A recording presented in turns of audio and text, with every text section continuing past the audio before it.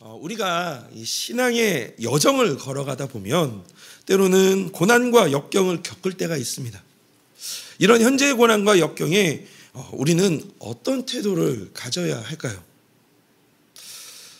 믿는 우리들에게 기본 전제는 이거겠죠. 우리는 예수 그리스도로 말미암아 승리한 자들이다. 이미 이긴 자들이다. 이런 전제로 우리는 이 고난과 역경 앞에 어떠한 태도를 가져야 할 텐데요.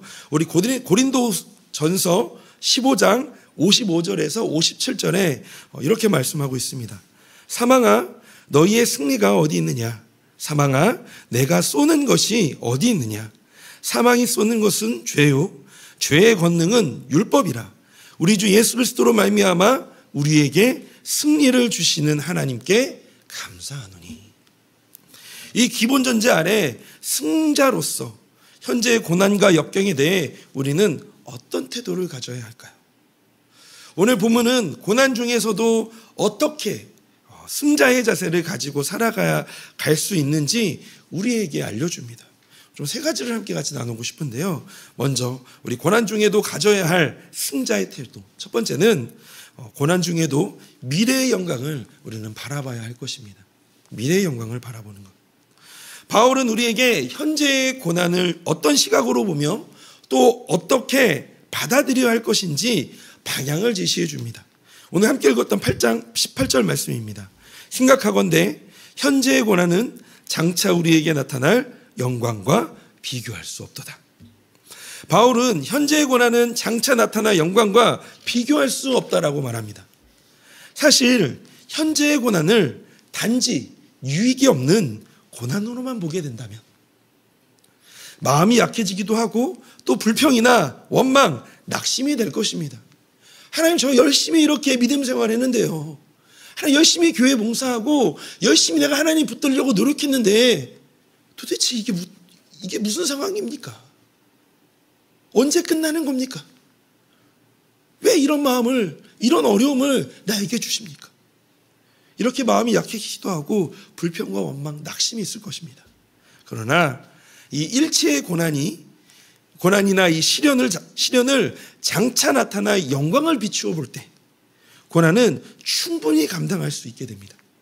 즉 승자의 태도는 현재의 어려움에 집중하지 않고 장차 하나님께서 주실 영광을 바라보는 것입니다.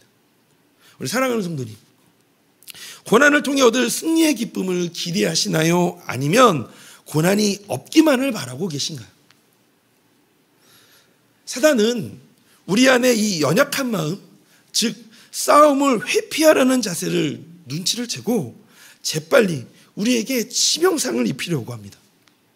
반대로 끝내 승리할 것을 알기에 기꺼이 어떤 일에든 부딪히려는 사람들은 사단으로부터 이 공격을 받는 것이, 때로는 이 사단으로서는 이 공격하기가 훨씬 힘든 사람들이 아마도 이 고난과 역경을 기꺼이 부딪히며 이기려고 하는 사람들, 그런들에게는 참 공략하기 어렵겠죠. 성도님들께 한 가지 질문을 좀 드려보려고 합니다. 신앙의 여정 속에서 여태까지 여러 가지의 믿음의 싸움들이 있으셨겠죠. 왜 고난이 없으셨겠어요? 이런 싸움에서 진 적이 있으신가요? 지난 날을 되돌아보면 아마도 여태껏 저도 마찬가지겠지만 우리 성도님에게 닥쳤던 모든 문제는 현재 지금 직면하고 있는 문제 말고는 이미 지난 일이 되었고, 이 문제 또한 지금 문제 또한 틀림없이 지나갈 것입니다. 과거를 한번 돌아봐 보세요. 내가 그때 정말 죽을 것만 같았던 그 문제들, 정말 절대로는 풀리지 않을 것 같던 그 문제들이 지금 어떤가요? 이미 지나가 오늘을 살고 있잖아요.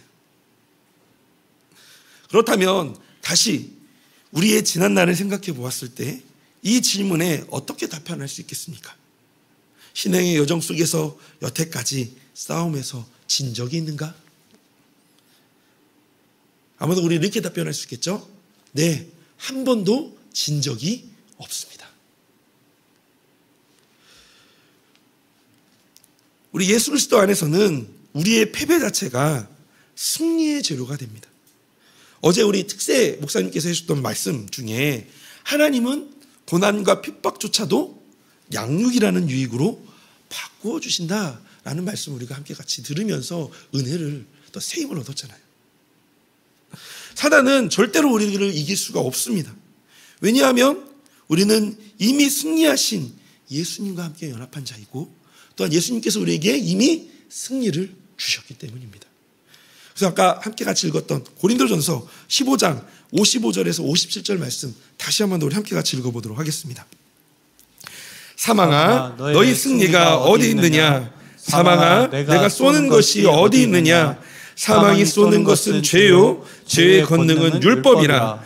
우리 주 예수 그리스도로 말미암아 우리에게 승리를 주시는 하나님께 감사하노니. 아멘. 어둠이 이기는 것처럼 보일 때마다 천국에서는 성도들이 훨씬 큰 승리를 얻게 됩니다. 우리가 얼마 전에 올림픽이 있었죠.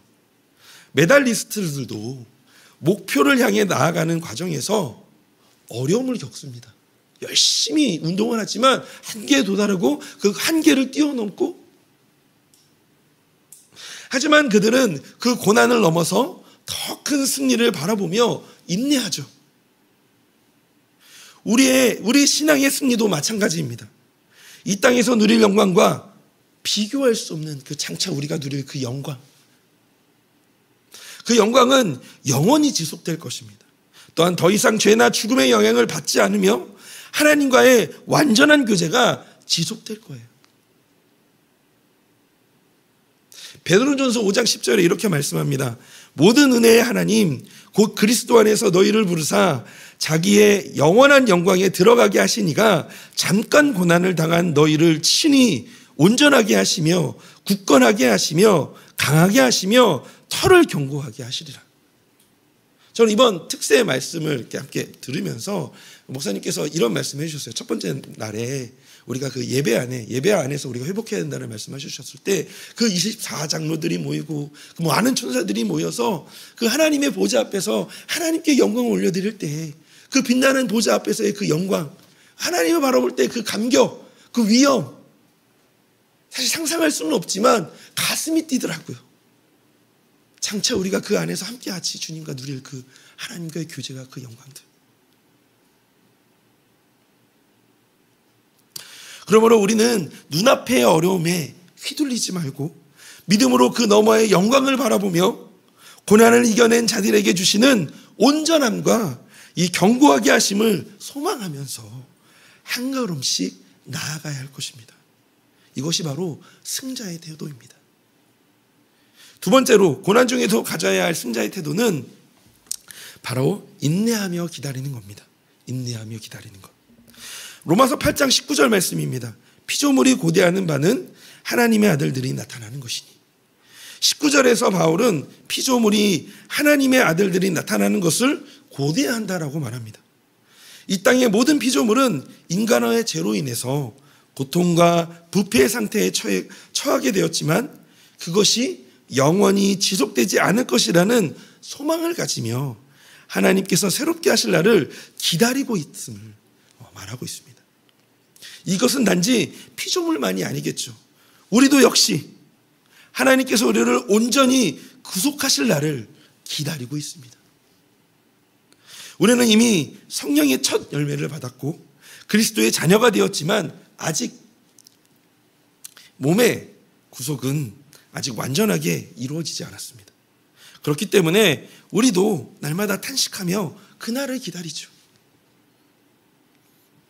그러나 이 기다림은 단순한 기다림이 아닙니다. 막연한 기다림이 아니죠. 소망 속에서의 기다림입니다. 지금의 고난이 있지만 우리는 이 모든 것이 하나님의 뜻과 계획 안에 있음을 믿기에 인내하며 기다리게 됩니다. 고린도후서 4장 17절 말씀을 우리 세 번역으로 함께 같이 읽어보도록 하겠습니다. 지금 우리가 겪는 일시적인 가벼운 고난은 비교할 수 없을 정도로 영원하고 크나큰 영광을 우리에게 이루어 줍니다. 아멘. 즉 승자는 인내할 줄 압니다. 하나님께서 반드시 선을 이루실 것을 확신하며 기다림 속에서 기다림 속에서도 이 믿음의 길을 걸어갈 줄 아는 사람들입니다. 우리가 지금 눈으로 보지 못하는 것이라도 하나님께서 반드시 이루실 것을 믿고 기다리는 태도, 그것이 바로 승자의 태도입니다. 세 번째로 고난 중에서도 가져야 할 승자의 태도는 고난 중에 성령님의 도우심을 의지하는 것입니다. 우리가 고난과 어려움을 겪을 때 우리는 종종 무엇을 기도해야 할지 알지 못합니다. 하지만 바울은 성령님께서 우리에게 연약함을 도우시며 우리를 위해 중보하신다라고 말씀하고 있습니다. 로마서 8장 26절 27절 말씀 우리 한 목소리로 함께 읽어보도록 하겠습니다. 이와 같이 성령도 우리의 연약함을 도우시나니 우리는 마땅히 기도할 바를 알지 못하나 오직 성령이 말할 수 없는 탄식으로 우리를 위하여 친히 간구하시니라. 마음을 살피시는 이가 성령의 생각을 아시나니 이는 성령이 하나님의 뜻대로 성도를 위하여 간구하심이라. 아멘. 여기서 이 연약함은 인간의 한계를 의미합니다. 우리는 육체적, 정신적, 영적 연약함을 가지고 있죠.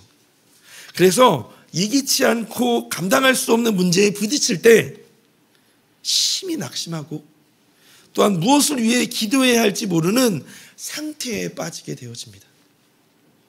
혹시 그런 경험 있지 않으세요? 전혀 예상치 못했던 일이 일어납니다. 예를 들어서 가족 한 분이 너무나도 갑자기 병에 걸리게 되었어요. 우리 자녀가 갑자기 어려움을 겪게 되어집니다. 그때 너무 속은 상한데 상해서 예배당에 자리에 앉았지만 도대체 어떻게 기도해야 될지 말문은 막히고 눈물만 나고 탄식만 흐르고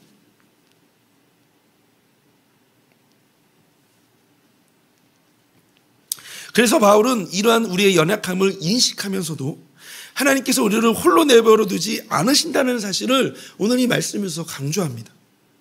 27절에서 마음을 살피신다는 것은 우리의 마음을 완전히 아신다라는 겁니다. 성령님은 하나님의 뜻을 정확히 아시고 그 뜻대로 우리를 위해 간구하시는 분이십니다. 그래서 우리의 연약함으로 인해 우리는 종종 하나님의 뜻을 잘 이해하지 못하거나 하나님께 무엇을 구해야 할지 모를 때 성령님은 우리의 연약함을 도우시고 우리를 대신에 말할 수 없는 탄식으로 하나님께 간구하십니다. 또한 성령님께서 하나님의 뜻에 맞추어 기도하심으로 우리의 기도가 하나님의 계획 안에서 온전히 이루어질 수 있도록 인도하십니다. 그래서 기도하다 보면 자신의 기도가 점점 바뀌는 경험을 해보셨을 거예요. 즉 우리의 기도가 부족하고 불완전해도 성령님께서 우리를 도우시고 중보하신다는 이 확신이 있기 때문에 우리는 언제나 담대하게 하나님께 기도할 수 있고 나아갈 수 있다는 겁니다. 이처럼 승자의 태도는 자신의 연약함을 인정하고 성령님의 도우심을 구하는 것입니다. 말씀을 좀 마무리하면서 로마서 8장 28절의 말씀을 제가 한번 읽어보도록 하겠습니다. 우리가 알거니와 하나님을 사랑하는 자 곧 그의 뜻대로 부르심을 입은 자들에게는 모든 것이 합력하여 선을 이루느니라. 결국 승자의 태도는 어떠한 상황에도 하나님을 신뢰하는 것입니다. 왜냐하면 하나님께서는 모든 상황 속에서 결국 선을 이루어 주실 것이기 때문입니다. 우리 사랑하는 성도님, 승자의 태도는 상황에 좌우되지 않습니다. 우리는 때로 실패하거나 넘어질 수 있습니다. 하지만 하나님은 그 모든 것을 합력하여 선을 이루어 가십니다. 우리의 고난, 아픔, 심지어 실수까지도 하나님께서 사용하셔서 우리를 승리로 이끄십니다. 이것이 승자의 확신입니다. 이 신뢰와 확신을 가지고 신앙의 경주를 끝까지 달려나가시기를 주님의 이름으로 소망합니다. 특세기간이죠.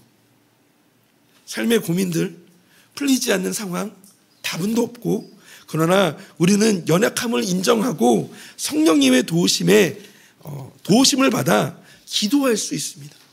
기도의 자리에서 삶이 너무 힘들어 눈물만 나오고 탄식만 하더라도 그 눈물과 탄식, 우리의 작은 신음을 주님이 들으시고 선하게 인도하여 주실 줄로 믿습니다. 그래서 새벽 시간에 이 선포되어지는 말씀을 붙들고 기도의 자리를 사수하셨으면 좋겠습니다. 그것이 승자의 태도입니다. 와서 우세요. 그냥 우세요. 소리도 지르시고 잠잠히 또한 묵상도 하시면서 그렇게 이 특세 기간에 승자의 태도를 보이셨으면 좋겠습니다. 하나님께서 소방을 주실 것입니다. 새 힘을 주실 것입니다. 승자의 특권을 누리시기를 바랍니다. 그 은혜를 누리시는 이번 한 주 특세 기간이 되시기를 주님의 이름으로 축복합니다.